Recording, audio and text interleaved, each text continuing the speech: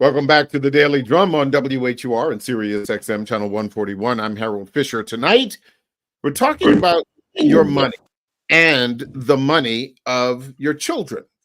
How are they doing? Well, according to numbers from the U.S. Bureau of Labor Statistics, not so good. Millennials and Gen Zers are having it really rough. 1 in 7 Gen Zers are maxed out on their credit cards more than any other generation. They're spending 3 times as much on housing than they would have 20 years ago.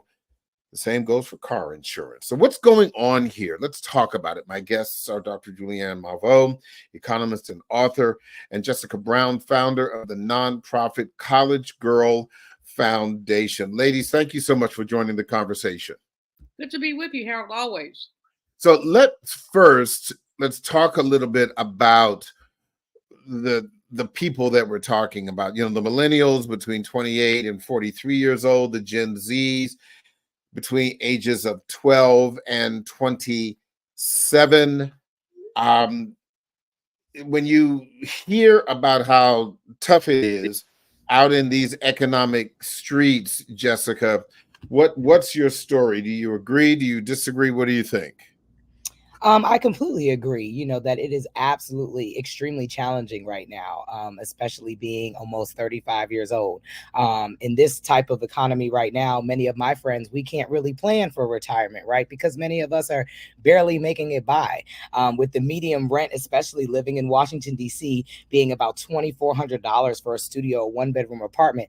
How are we supposed to pay our living expenses, invest potentially into entrepreneurship, or thinking about buying a home and saving for retirement?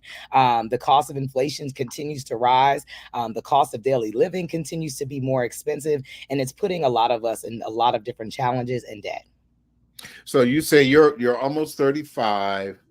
When you graduated from undergrad school, which was about 15 years ago, when did it hit you that, whoa, wait a minute, I wasn't expecting my own personal economics to be as challenging as you have found them to be? Immediately, because once I graduated from college, my parents said, girl, you got to figure this out. We're not paying your bills no more. You're a college graduate. Now you need a job. And even as a college graduate of the illustrious Howard University, I had to apply to 152 jobs before I got a decent paying job of $40,000, right? And Howard University is $40,000 a year. And this is $40,000 before taxes, right? So I'm barely bringing home $1,200 every 2 weeks, car note, car insurance, cell phone bill, rent, and still having to have health insurance as well as food in my refrigerator. So it really hit me immediately right after graduation that being an adult is extremely challenging. You never know what your parents were struggling to get you to this point, had to endure. And now I completely understand. And I'm still having those financial challenges even now as an entrepreneur and investing in my business and the success of young Black children around this nation.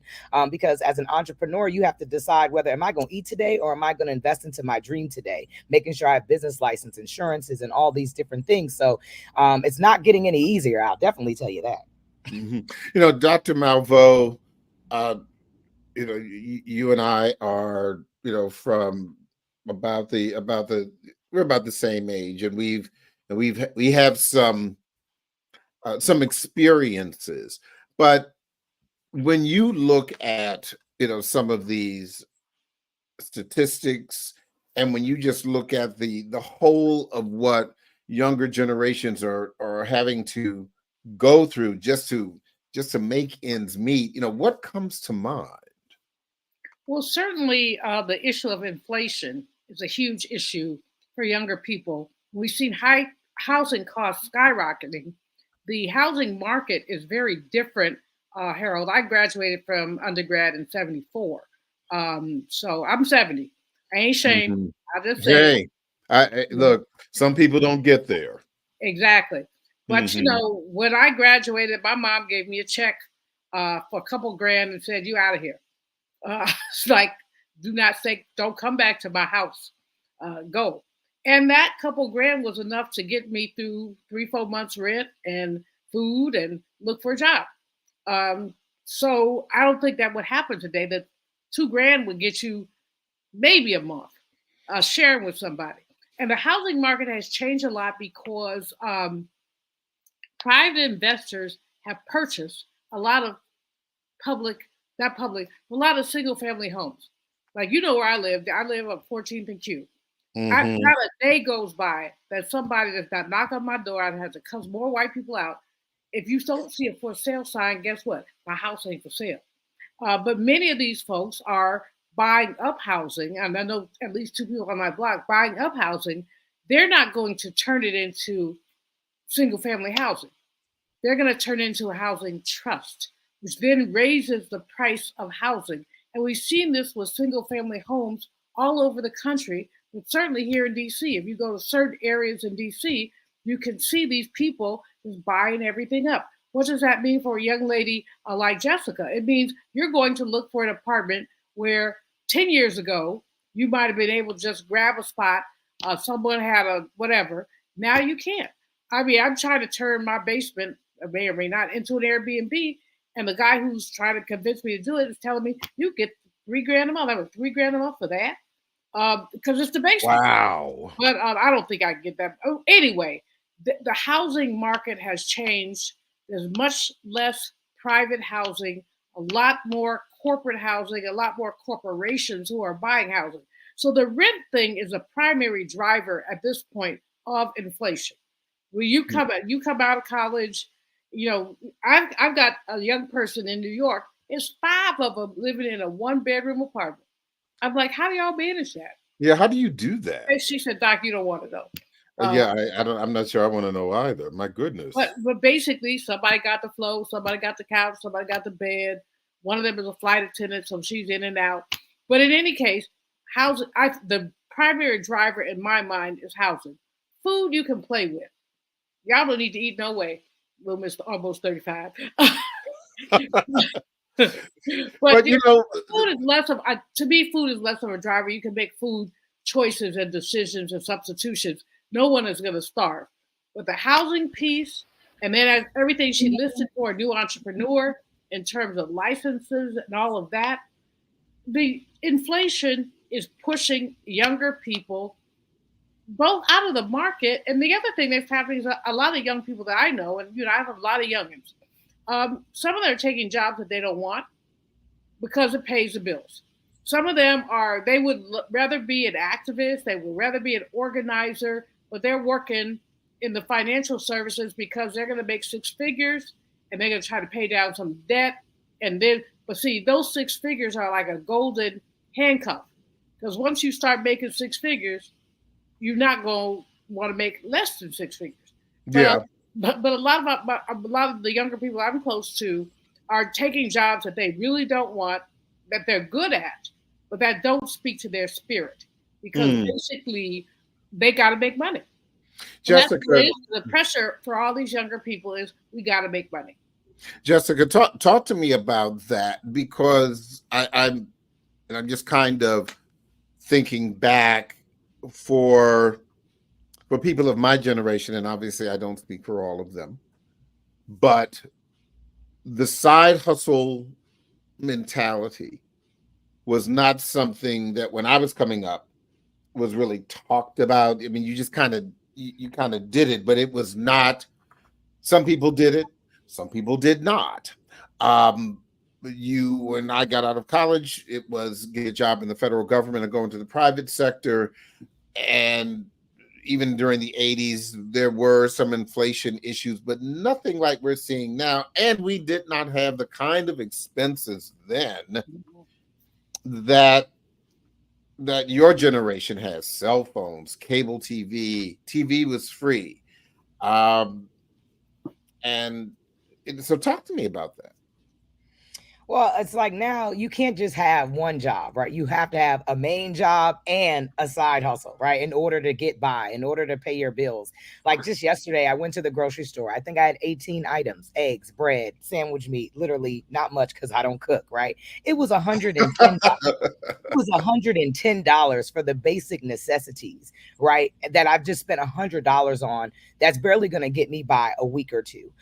So for me, even as college girl, right? Even though I'm an author and I have income that comes in through books, I do speaking engagements, and I'm a president of a nonprofit. I still have to have 2 or 3 more side jobs. Like I'm also a consultant. I'm also someone who helps with people's PR and motivational speaking and coaching. So I always have to have so much more, especially as an entrepreneur. Things go up and things go down, right? It's not as stable as someone with a regular job. But my friends who all do still have regular jobs with no side hustles at $100,000 a year with no children are struggling. And I couldn't imagine at this point having a child.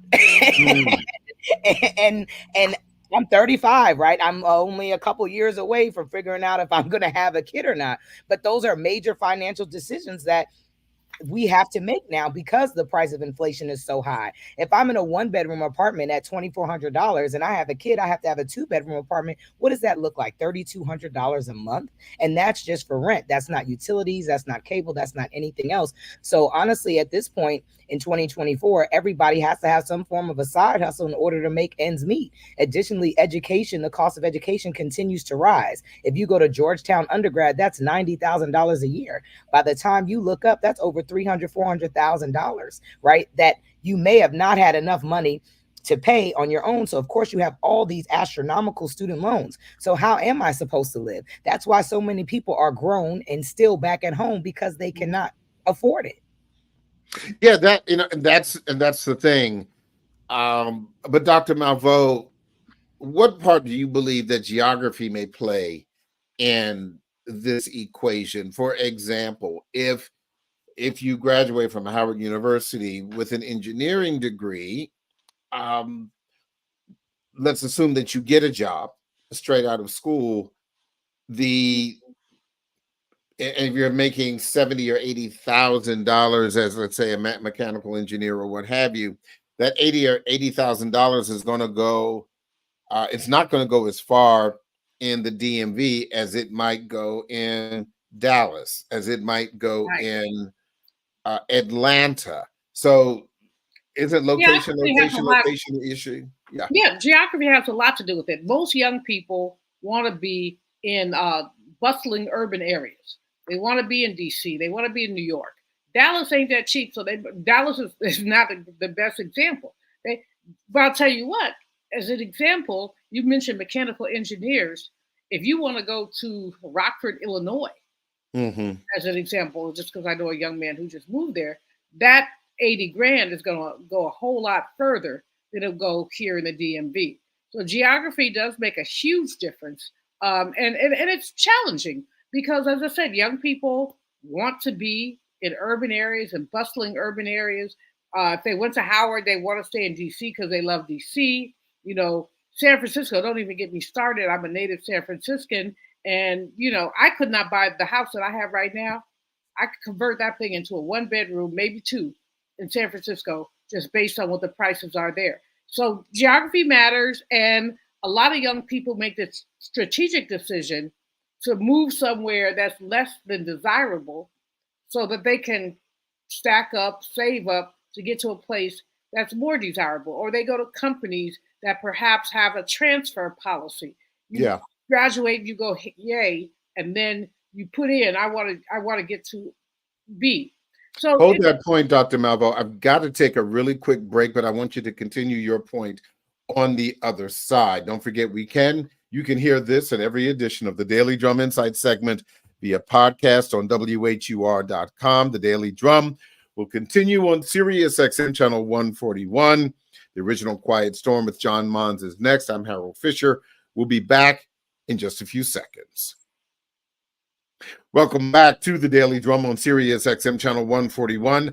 I'm Harold Fisher. Tonight we're having a conversation about your money, economics, millennials, Gen Zers not doing as well as their parents and may never catch up considering the modern economy. What's going on here? We continue with Dr. Julianne Malveaux, economist and author, and Jessica Brown, founder of the nonprofit College Girl Foundation. Dr. Malveaux, you were making your point. Please continue. All I would say is that geography matters. It's cheaper to live in the South, as an example, than it is to live in the Northeast, where we have, DMV, moving up to New York. Now everybody can't live in the South. There's some challenges there, but it's cheap. It's a place that's cheaper to live. There are parts of the Midwest that are cheaper to live in. Some of these places are not especially desirable. If you say, are you going to move to Podunk? I don't think so.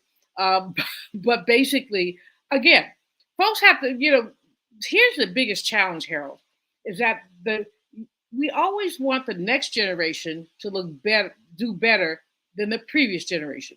We always expect that whatever I'm doing at 70, that somebody at 50 or somebody at 35, like Jessica, will be doing relatively better than me. But what we know now is that because of a number of economic changes, and let's throw AI in there, which is going to make the labor market even more challenging, younger people are not having a better time. A lot of things have changed, and public policy has not caught up with demographic shifts, which is why we have two older,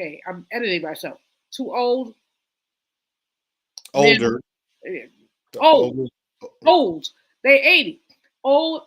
Okay, I'm really editing myself. You know me well enough to know what I'm thinking. Old, hind-parted Maryland farmers. Okay, there we go. That was pretty good. But, running for president, we need to have somebody who's 60 running for president.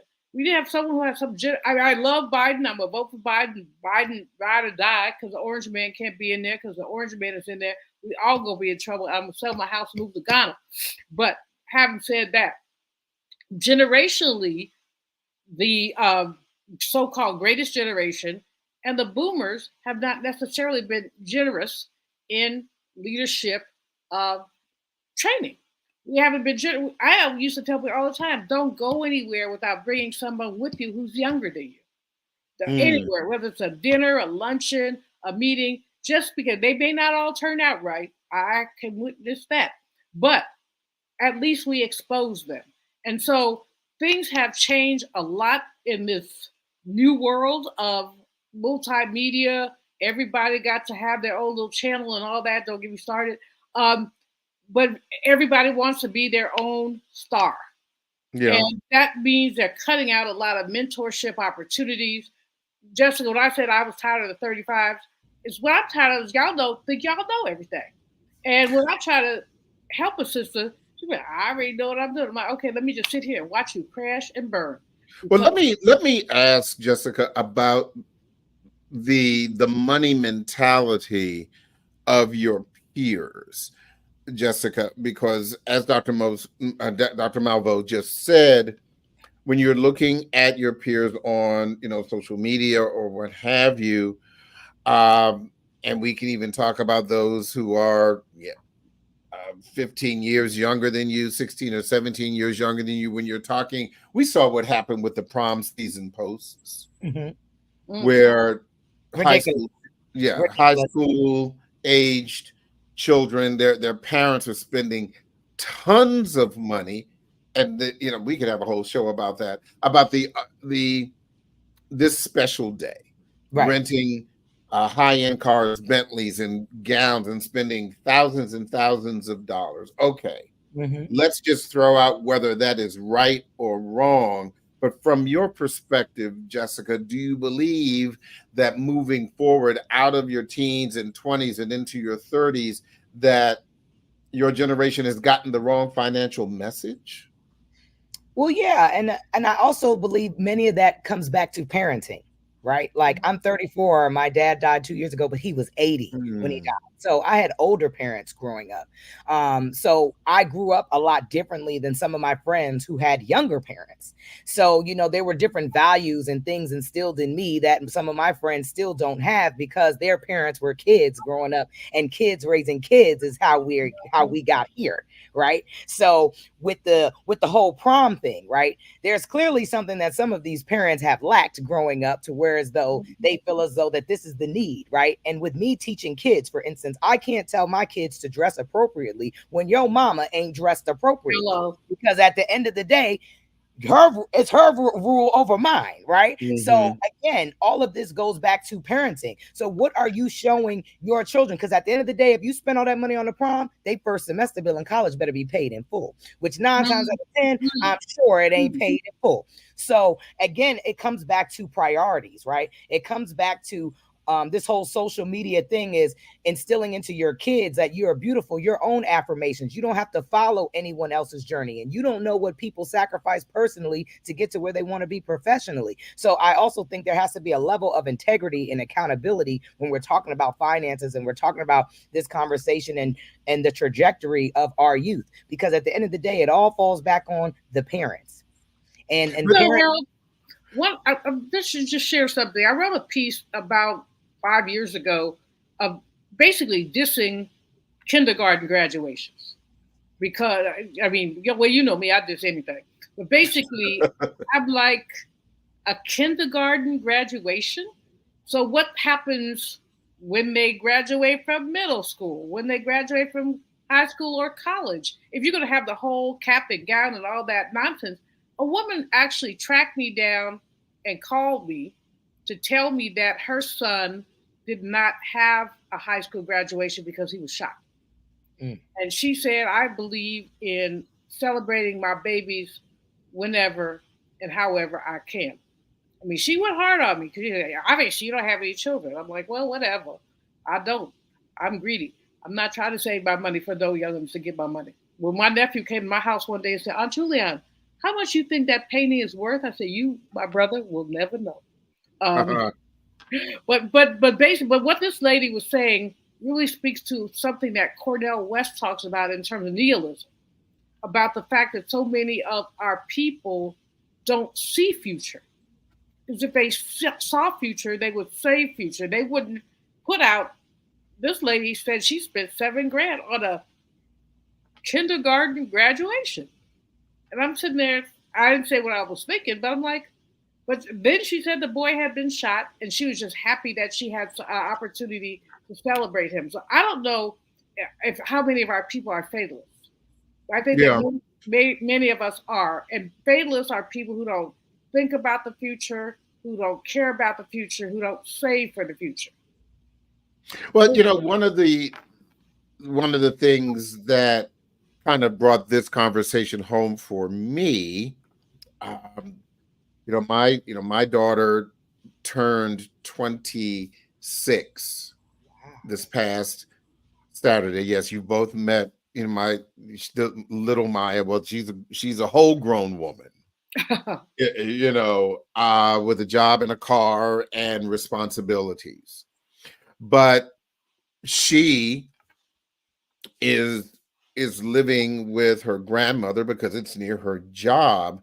And the conversation that we were having on Father's Day, we were sitting at my house, and she was saying, Dad, I want my own place. I'm looking for, a room and to rent, and in a private home. She already knows she can't afford an apartment in Prince George's County, but in a place, and she's not looking for luxury. She's looking for safe, and she's looking for a place that she is comfortable. And that doesn't mean luxury, but a place that is clean and etc.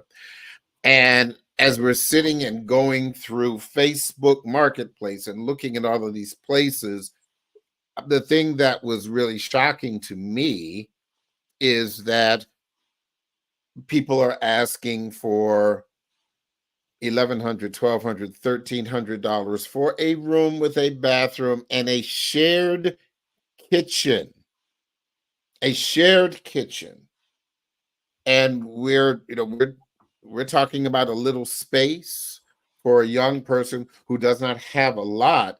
But I'm thinking, my goodness, $1,300 for a room in a house, just like you were saying, Dr. Malvo, living in the U Street community, which is certainly much more expensive than the Maryland suburbs. But I'm thinking, how can a person with a job, with a decent teaching job, be in a numbers crunch like that? And Jessica, my heart goes out to you, because prior to this conversation, I just knew you were balling on a budget. That's the thing. If it ain't free, it ain't for me. So Right. I live a very luxurious life on a coupon. Okay. My network is my network. Ain't free, it ain't for me. Okay, that's a good one, girlie. So, I have a lot of friends in different spaces. I got hotel discounts, flight discounts, X, Y, and Z. My credit cards, because of work, I'm always spending them. I use the points to go live my best life and go to the Four Seasons. So, you have to also be strategic, right? Like, financial literacy is all about strategy. And our counterparts, to be honest with you, they ain't really spending their own money. They just using their networks to get in the doors that they want to go to. So for me, I use their same strategy, and that's how I'm able to do whatever I want to do in life, because I'm utilizing my network.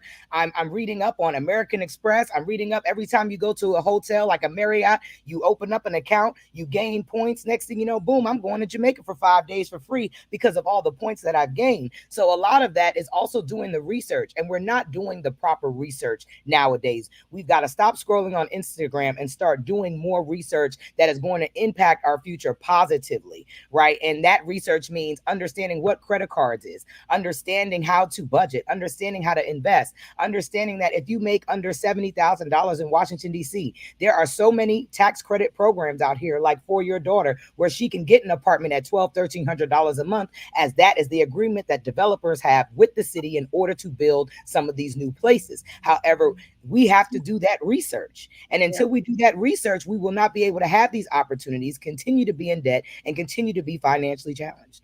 Let me ask you this, Jessica. You said you lost your father 2 years ago. He was 80 years old. I don't know what their financial situation was, but was there ever a discussion with your parents when you were a much younger woman about expecting you to do better than they were doing financially at your same age? So where were they when they were 35? Were they homeowners? Was that a concern at any point? Is it a concern of yours now that you are not, for example, a homeowner at 35 when your parents may have been? Well, I know for me, my dad came from the rural South. He was one of 14, couldn't read and write, but moved to New Jersey and started $1 million trucking company. However, because he couldn't read and write, the issue is that where's the money now? Okay. He died with absolutely nothing.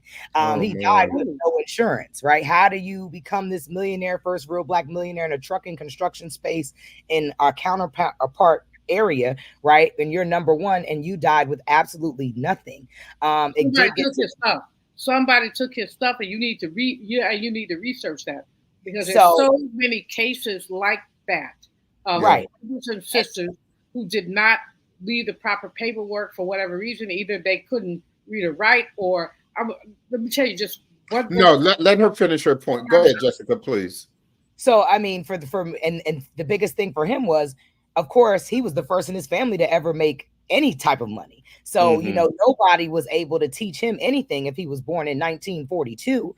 Nobody was able to teach him about finances, about budgeting, about insurance, about any of that type of stuff. And as he got older, unfortunately, you couldn't teach an old dog new tricks, right? So he was stuck in his own ways. And sometimes being stuck in your own ways leads to your demise, as he was not evolving financially and professionally. He kept doing things that were familiar to him. But as the world evolved, he had to change that, right? And he did not go out and seek that information. And as I got to a point where I became more knowledgeable and I'm trying to feed him this knowledge, at this point, it was too late. When I wanted insurance, and I think this is a really important point that I definitely want to make.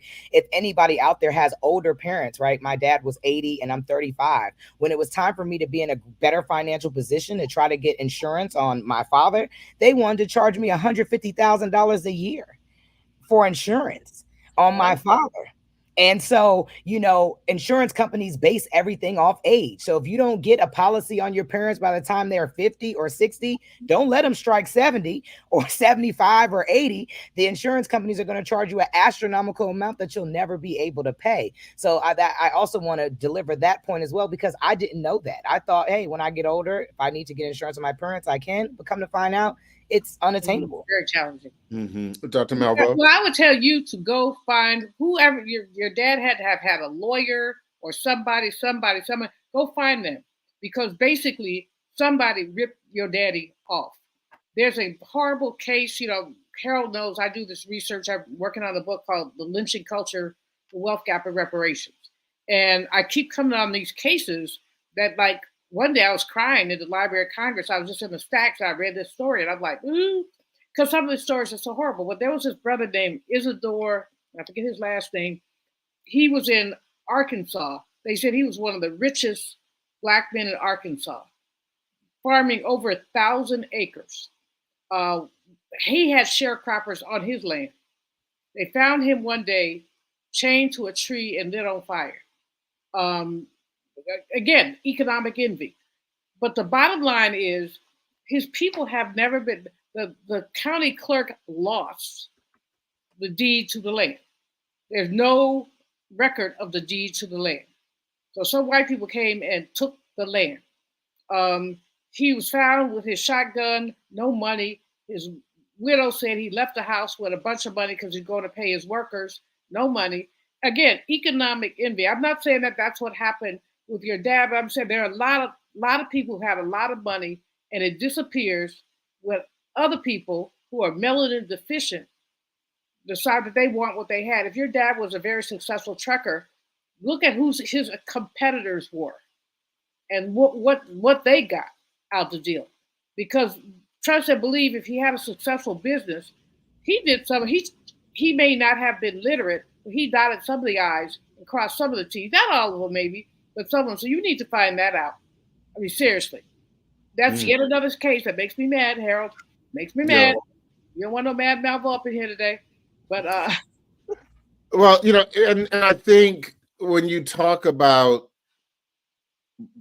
I can say it is what it is. We are where we are, but there has to be a solution for the Gen Zers, for the millennials to move forward. Jessica, you spoke about kind of doing the research and making, you know, some of the sacrifices that need to be made, but it is still difficult, for example, you know, to be, you know, a homeowner unless you are, you know, willing to go into, for example, communities that are having economic challenges, that may be having certain safety challenges. And some people are willing to do that.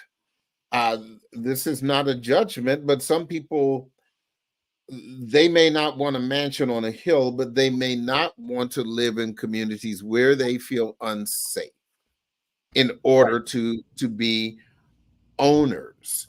And so from, again, looking at your peers, you know, what are they doing, or what are they saying about, you know, home ownership? Not to mention, some people, they know it's a good thing, but it is not an easy thing, even if you get in it, to stay in it. And it's not for everybody. Well, for one, first off, our counterparts are moving into these unsafe neighborhoods. So let's start there. Walking their dogs at night. So why can't we move into those neighborhoods? Let me start there. Now, the second portion of that would also be, I mean, for me, I've been looking at houses. If I want to stay uptown DC in a condo, $600,000 for 1,000 square feet at $5,000 to $6,000 a month, I don't want to be house poor. I still want to have some type of life balance, right? Where I can still travel, I can still do certain things. So of course, because of that, it limits me to just stay in an apartment. So I still have that flexibility. Now, some of my other friends who do have houses that move to like Baltimore, for a perfect example, right? With which is much cheaper right now because Where that I live. hasn't really been rebuilt yet.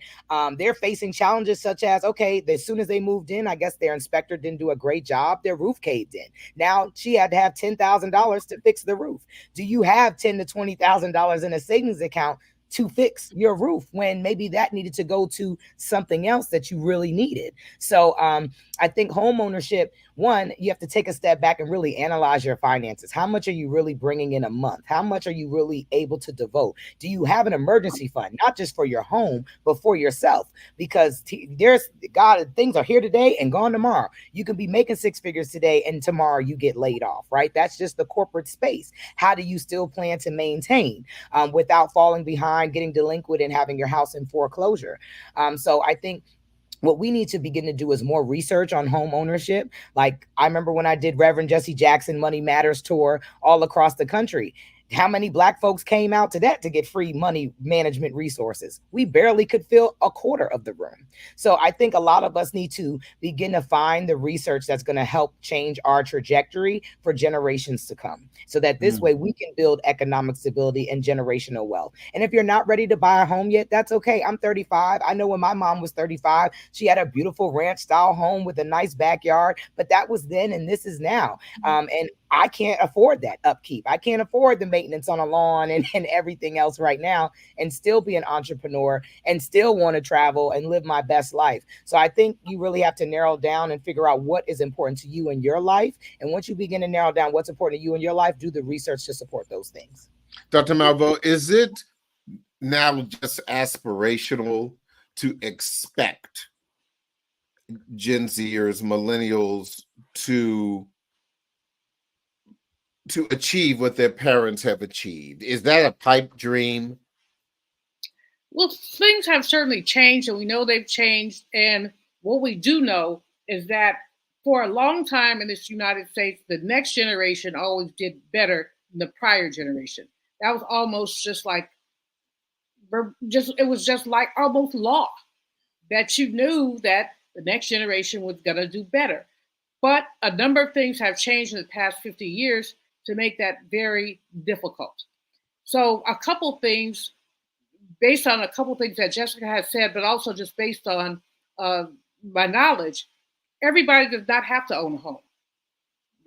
We have used home ownership as the American dream, but being house poor is not a great thing. And so if you are spending half of your take-home pay on a mortgage, you're miserable.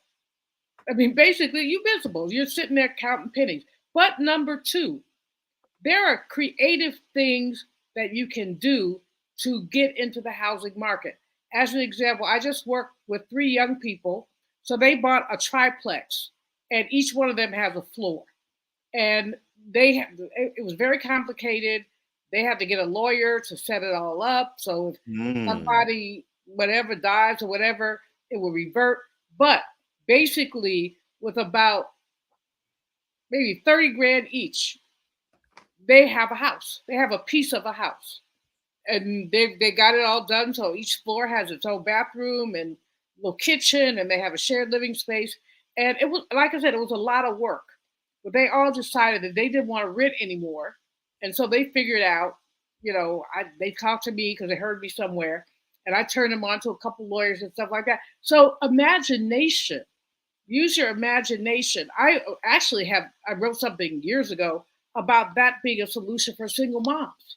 Is that if you had a 3-plex and one person turned out to be the child care person, the other people could work, they could work it out. So I think that, we have to just break the mold of, I have a house and a yard and a dog, forget the dog. But I have, everybody has that kind of space. If you want urban living, you're going to have to be imaginative.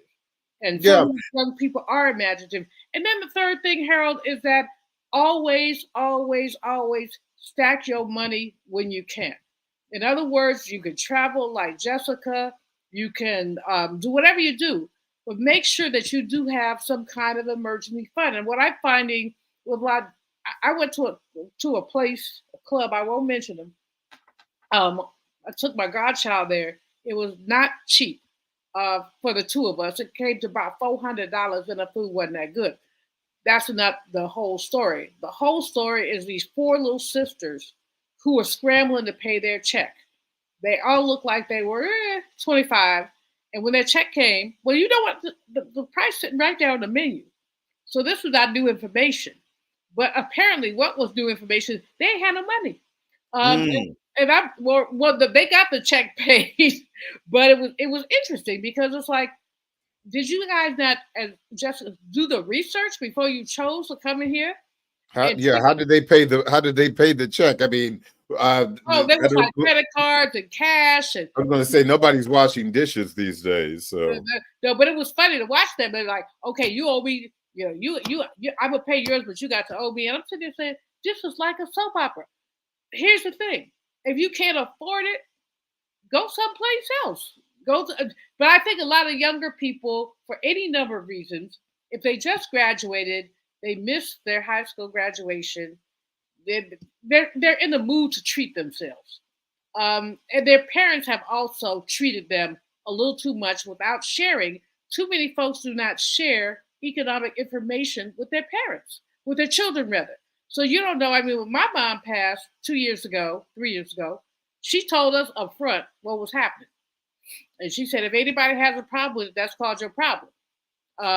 But she had a conversation with the five of us and said, I'm leaving my house to your baby sister because she's the most responsible, which is a lie, but that's all right. What can we do? I get the books, and there's some classics in there. One sister gets the music. One gets her jewelry. But she had a conversation about it, and she said, I don't even want you all to have any splashback. This is how it is. And a lot of people don't do that. A lot of people are afraid to do that. I mean, I'm working on something now in my own. I mean, I'm 70. Hopefully I'll live a long time, but if I don't, I might not. I done talked enough stuff that somebody probably gonna take me out one of these days just cause. But I'm working with my siblings and my godchildren on a document to say who gets what. Because some of the stuff in this house is very valuable. I mean, my paintings, and so I've got a first edition W.B. Du Bois, Souls of Black Folks, which I paid a pretty penny for. And, I want to make sure that I just want to make sure that people don't be fighting over my stuff. Yeah. And that's the other financial literacy piece also, certainly for all generations. Write it down, and it doesn't really take that much to put together a will, but you got to have a will to put a will together. Jessica, I've got about 30 seconds left. I'll let you have a final word on this. Where does Jessica Brown go now when you turn 35 and you look at your economic, your financial future? What's the next step to make things better for yourself? Well, for one, I am a big saver as much as I'm a spender. So saving is extremely important to me, Roths, IRA accounts, because now it's time for me to plan for retirement.